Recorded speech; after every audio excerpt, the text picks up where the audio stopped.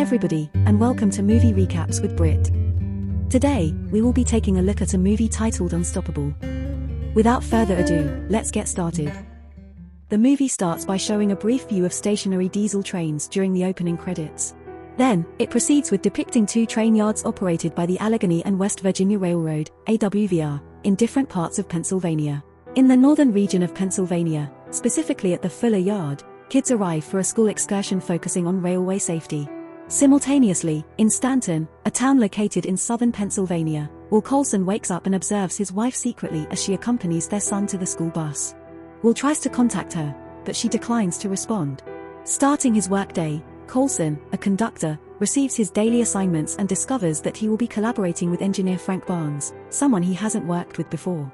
He joins a group of senior colleagues, engaging in a heated exchange about their age differences, and eventually locates Barnes among them. While he proceeds to clock in, the senior workers express discontent about Coulson displacing them, asserting that he secured his job due to family connections within the union. Meanwhile, in Fuller, the yardmaster reprimands two hostlers who have been idling near a train, urging them to move it so that the schoolchildren's excursion train can leave the yard. In haste, one of them, Dewey, decides to skip connecting the air hose between the locomotive and the remaining half-mile-long train. The other hostler points out to Dewey that this decision will result in the train's air brakes not functioning, but Dewey assures him that they will connect them later once the train is parked on a different track. Barnes and Coulson rendezvous near their assigned locomotive for the day. Barnes, an employee of 28 years, discovers that Coulson, who will be responsible for the train, has only completed 4 months of training. He advises Coulson to seek assistance if there's anything he doesn't know. They guide the locomotive across a bridge to the location where they will couple it with their train for the day. Coulson receives disheartening news that morning. A court hearing didn't result in the anticipated removal of a restraining order preventing him from seeing his wife and son. At the Fuller Yard, in the locomotive cab, Dewey adjusts the throttle to the maximum setting, idle, to activate the train's dynamic brakes. Upon approaching a switch, Dewey notices that it's not aligned correctly with the intended track, disregarding the other hostler's advice. He swiftly jumps off the slowly moving train to adjust the switch accordingly. Meanwhile, inside the 777, the throttle unexpectedly moves to the highest speed. When Dewey attempts to reboard the 777, it has already accelerated, causing him to fall to the ground during the attempt. Consequently, the train departs from the yard unmanned, heading towards the main line. Despite encountering minor difficulties at the yard due to Coulson's lack of experience, such as taking on more cars than instructed, the two depart from Stanton for a zinc plant. At Fuller, the hostlers inform Yardmaster Connie Hooper that an uncontrolled train is approaching in the opposite direction on the main line. Assuming that the dead man switch will engage the brakes and the train will eventually come to a stop a few miles away, she contacts Ned, a railroad welder, instructing him to meet the hostlers. They plan to use Ned's truck to catch up to the train and halt it. However, upon arrival, they realize that the train is still accelerating and too fast to intercept. Connie and the dispatchers collaborate to redirect all other trains on the main line to sidings. Thankfully, the train carrying the schoolchildren narrowly avoids a head-on collision. Connie's superior, Oscar Galvin, calls her seeking an explanation and inquiring about her actions to resolve the situation.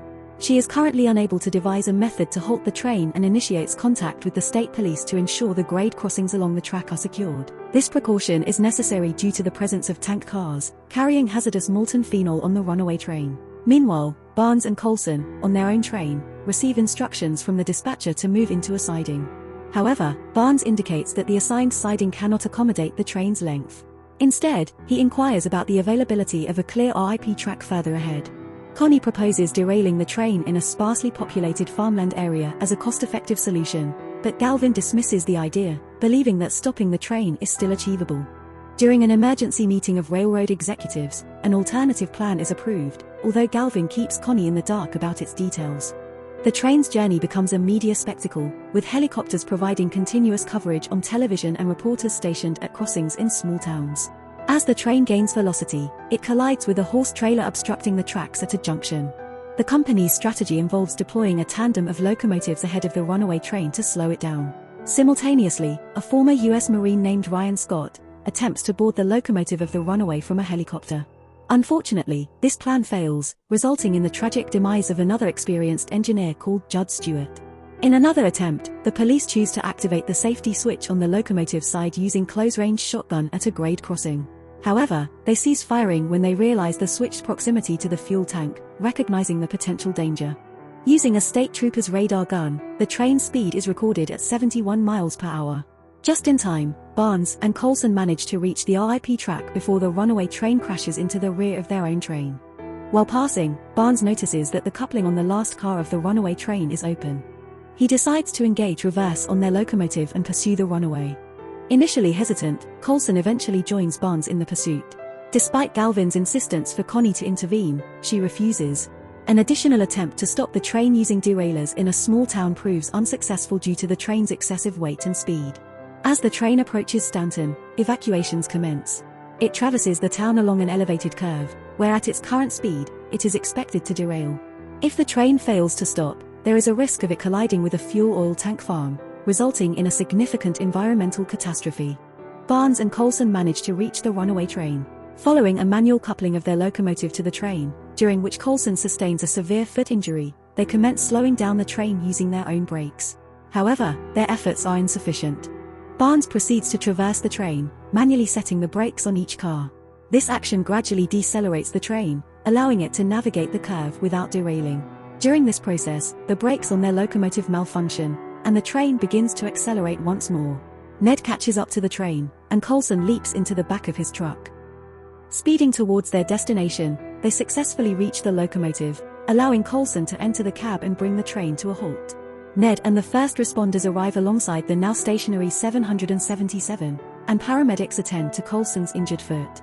Coulson's wife arrives with their son, reuniting with him.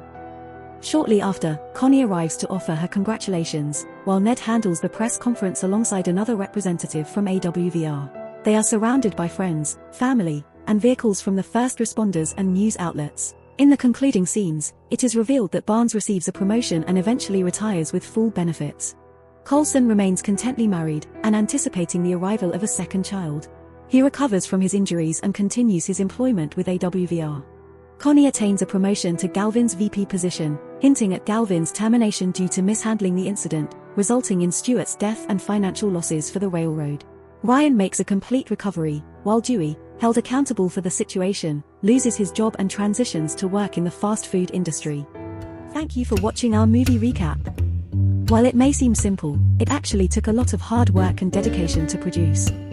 If you enjoyed the video, we kindly ask you to show your support by liking and subscribing to our channel. By doing so, you'll stay updated on our latest content and help us continue creating more in-depth analyses and critiques of the movies you love. Thank you again for your support.